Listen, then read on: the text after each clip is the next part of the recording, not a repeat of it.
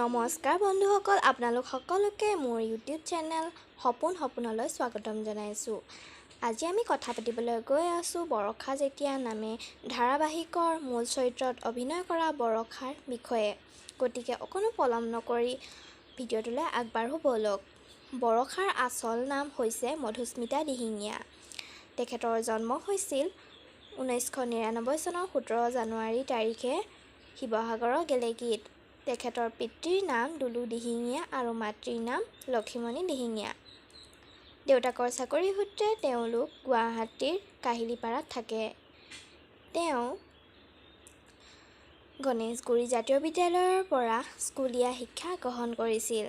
বৰ্তমান তেওঁ বি বৰুৱা কলেজৰ এগৰাকী ছাত্ৰী। তেখেতৰ ৱেইট হৈছে 52 কেজি আৰু হাইট হৈছে 5.4।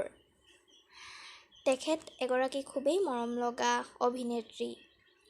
তেখেতে বহুকেইখন অসমীয়া ধাৰাবাহিকত বৰ্তমানলৈকে অভিনয় কৰিছে। দামিনী, দৈনন্দিন, অৰ্ধাংগিনী, বৰষা যেতিয়া নামে আদিৰ দৰে বহুকেইখন অসমীয়া ধাৰাবাহিকত তেওঁ অভিনয় কৰিছে। বৰষা যেতিয়া নামে তেওঁ খুবেই ধুনীয়া এটা অভিনয় কৰিছে। বৰ্তমান তেওঁৰ এংগেজমেণ্ট হৈ গৈছে এজন ডাইৰেক্টৰ নাম নানান পাছনিৰ লগত। গতিকে তেওঁলোকৰ জীৱন সুখৰ হওক। তেখেত এগৰাকী অভিনেত্ৰীয়ে নহয়, এগৰাকী ডান্সাৰ। তেখেতে DY বিহুৰাণী 2017 বৰ্ষৰ মুকুট অৰ্জন কৰিবলৈ সক্ষম হৈছিল।